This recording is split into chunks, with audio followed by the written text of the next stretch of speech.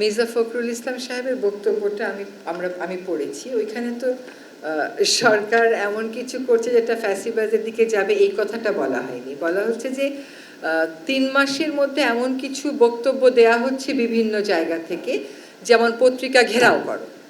তো এই বক্তব্যগুলো আসলে উস্কানিমূলক এবং সেইগুলো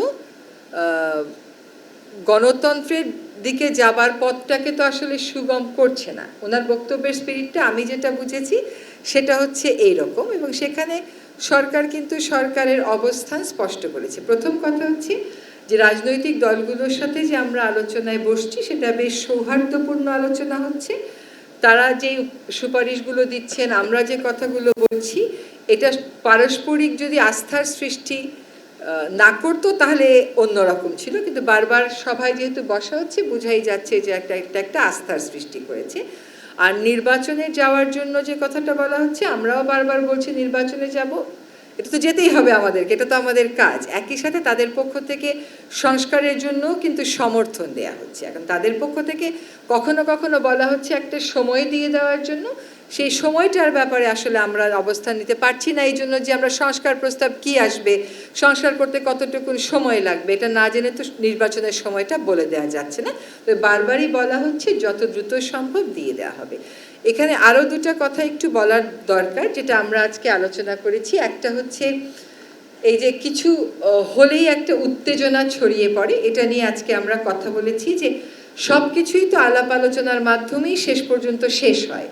তাহলে প্রথমেই রাজপথটাকে বেছে না নিয়ে সরকারের সাথে আলাপ আলোচনা করলে মানুষের মনে যে একটা আশা, ওই আশার জায়গাটা আর সংকুচিত হবে না।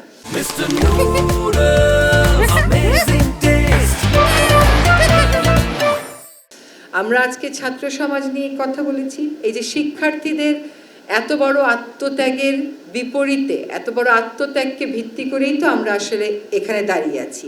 সংস্কারের কথা বলছি, গণতন্ত্রের কথা বলছি, গণতন্ত্র সুগম করার কথা বলছি, বৈষম্যহীন সমাজ গড়ার কথা বলছি। তো সেখানে আমরা একটা আহ্বান আপনাদের মাধ্যমেও জানাতে চাই সকল শিক্ষার্থীদেরকে, যে মানুষের যে তাদের প্রতি আস্থা, এটা কিন্তু 5ই আগস্টের পরে আমরা আবার দেখলাম যখন বন্যা হলো, বন্যার সময় টিএসসিতে কি পরিমাণ ত্রাণ দেওয়ার ভিড় হয়ে গেল।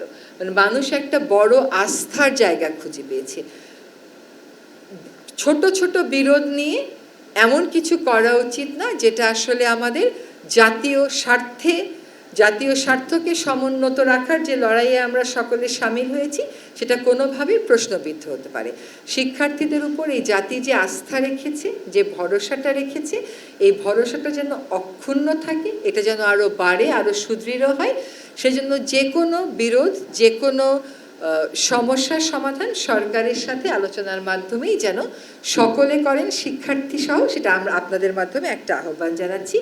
আরেকটা কথা হচ্ছে যে আমরা বারবার এটা রিটারেট করেছি যে আমরা যে সম্প্রীতির কথা বলি এই দেশে, এই সম্প্রীতিটা সত্যিকার অর্থে আমরা মূল্যবোধ হিসেবে ধারণ করি। এই সমাজ সবসময়ই এটা মূল্যবোধ হিসেবে ধারণ করেছে। এটা যদি আপনারা গতকাল যে পরিস্থিতিটা শান্ত থাকলো এটাও মূল্যায়ন করেন, তাহলেও দেখবেন যে অনেক উস্কানি আসতে পারে, কিন্তু সহসা বাংলাদেশে এসব উস্কানিতে প্ররোচিত বাংলাদেশের সাধারণ মানুষ কখনো হবেন না। এবং বাংলাদেশের এই সাধারণ মানুষের যে স্পিরিটটা, এটা সরকারেরও স্পিরিট, যে এখানে কেবল আমরা সম্প্রীতি বলবো তা না, আমরা সত্যিকার অর্থে সম্প্রীতিটা স্থাপন করে দেব। এই জন্য যত আমাদের মধ্যে দূরত্ব থাকতে পারে, ভুল বোঝাবুঝি থাকতে পারে, দাবি দেওয়া থাকতে পারে, সেগুলো নিয়ে আমরা সকল সময় আলোচনা করব, প্রকাশ্যে আলোচনা করব, প্রয়োজনে তারা আসবেন, আলোচনা হবে। প্রতিটি অপরাধের বিচার হবে, অপরাধের বিচারের সাথে এই সম্প্রীতিকে আমরা কোনোভাবেই মিলিয়ে ফেলব না। এবং এই সম্প্রীতিটা যাতে এই সরকার আমরা যে কয়দিন দায়িত্বে আছি, এই সম্প্রীতিটার বন্ধনটা যেন আরও দৃঢ় হয়, আমরা সেটার জন্যই আন্তরিকভাবে কাজ করে যাব।